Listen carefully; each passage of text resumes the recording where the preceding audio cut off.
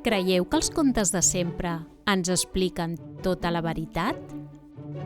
A vegades hi ha persones que defensen la mare terra fins a l'últim alè. Això és La lluna verda. Comencem! La Pocahontas.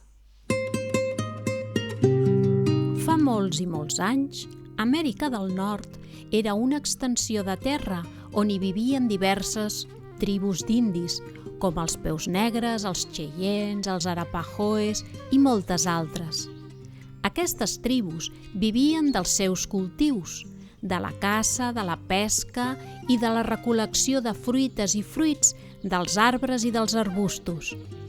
La seva vida era ben tranquil·la, amb total harmonia amb la natura, respectant i estimant la terra on vivien.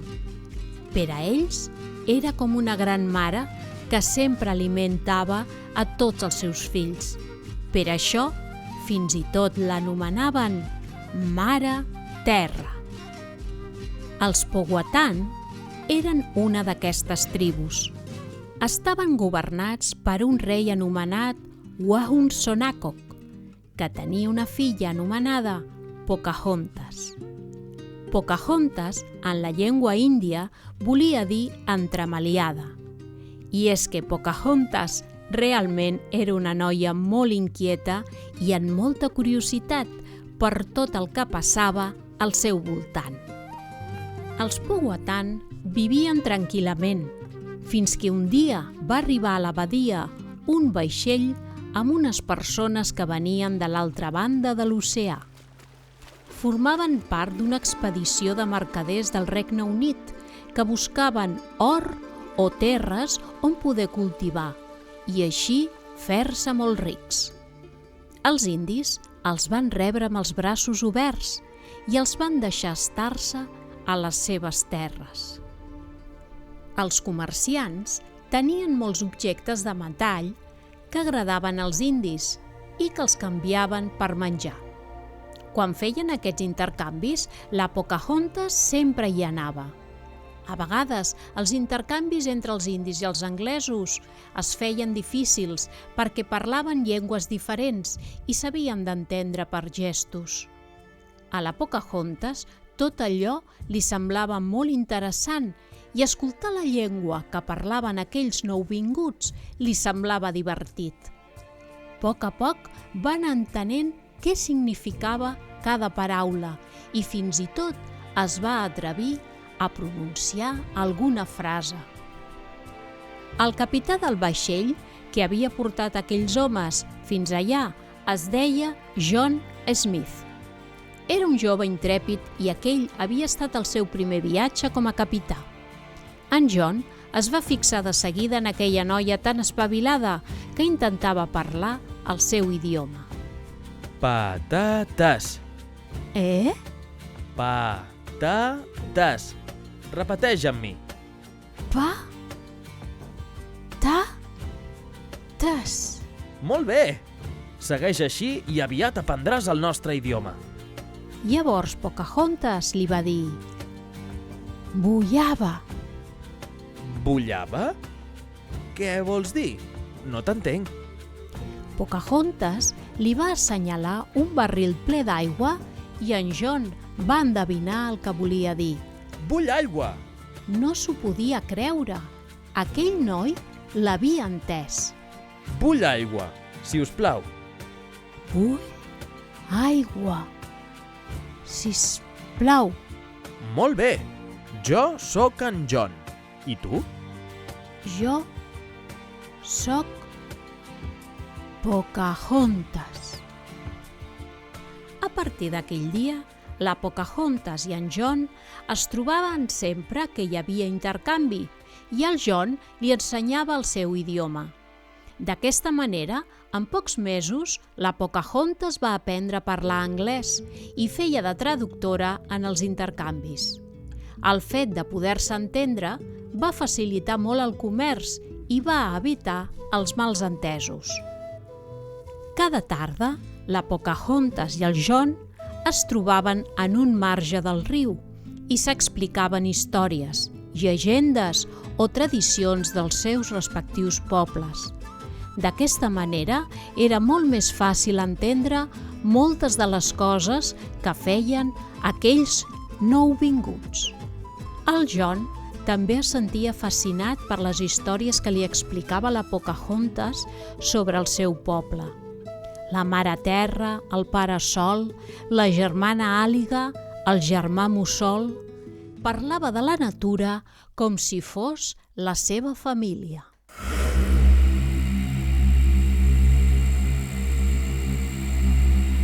Però no tots els Powhatan estaven contents amb els nouvinguts, ja que cada vegada arribaven més i anaven ocupant aquelles terres sense respecte. Tallaven arbres centenaris i convertien les terres on havien crescut en nous conreus. Van començar a fer monocultius, que vol dir que només cultivaven tabac o blat de moro, que després carregaven en un vaixell i s'emportaven lluny d'allà, per vendre-ho i fer diners.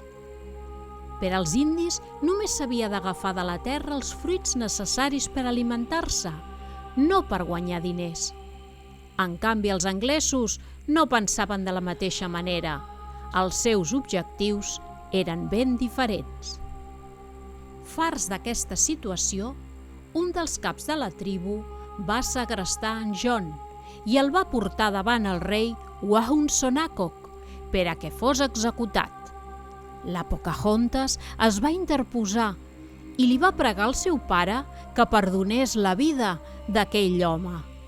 Pare, ell pensa com nosaltres. També estima la Mare Terra. Són les persones que l'acompanyen els que volen aprofitar-se de les nostres terres i fer diners. Sí, però ell és qui els va portar amb el seu vaixell. Per això ha de morir. És injust. Ell no té cap culpa. Si voleu que això canviï, hem d'anar a parlar amb el rei dels anglesos. Jo parlo la seva llengua i m'ofereixo a fer-ho. El rei Wahunsonacock va dubtar, però veure la seguretat de la seva filla quan deia aquelles paraules li va fer canviar d'idea.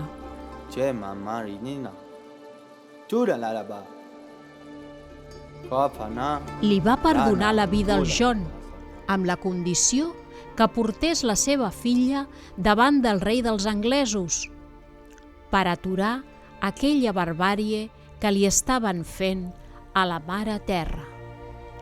En John hi va acceptar i es va comprometre a recolzar la Pocahontas davant del rei anglès.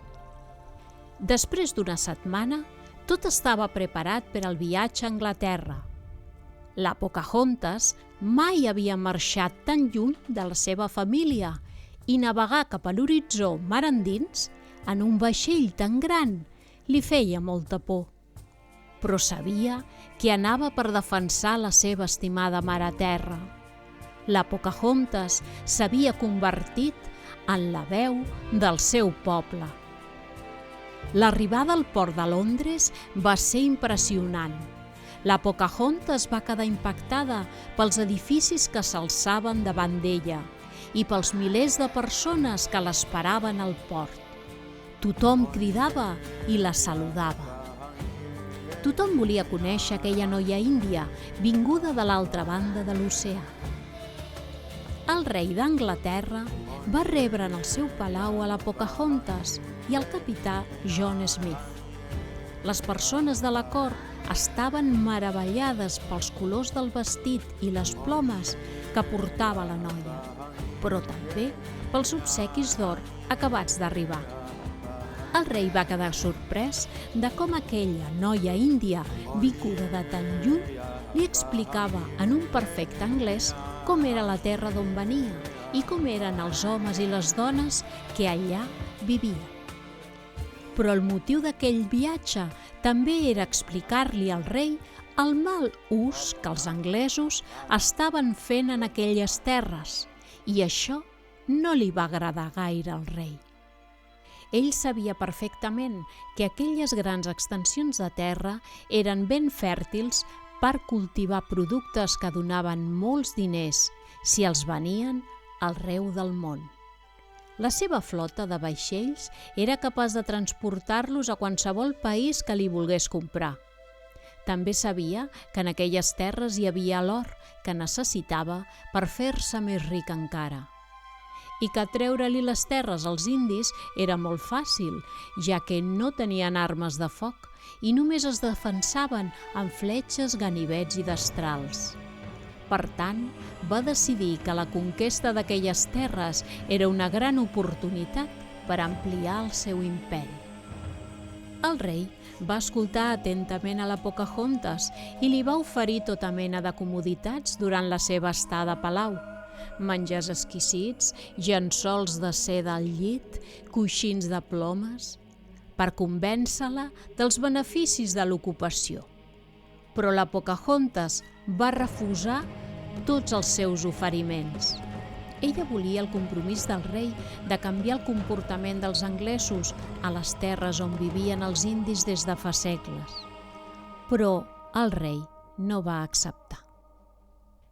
Dins d'aquell palau, la Pocahontas es sentia com un ocell dins d'una gàbia i va voler tornar amb els seus, però llavors es va posar malalta de verola. Era perillós tornar amb aquella malaltia que els indis no coneixien. Els podia contagiar a tots i allò sí que seria la destrucció del seu poble. En John la va cuidar i acompanyar fins al final. La Pocahontas va morir a Londres, amb el convenciment que havia fet tot el possible per defensar el seu poble i la seva estimada Mare Terra. En John, trist i decepcionat amb l'actitud egoista del seu rei, va deixar l'armada i va renunciar a totes les riqueses per tornar a l'altra banda de l'oceà, explicar el que havia passat i defensar la terra dels indis, inspirat per la valentia i el coratge que sempre li havia demostrat la seva estimada amiga Pocahontas.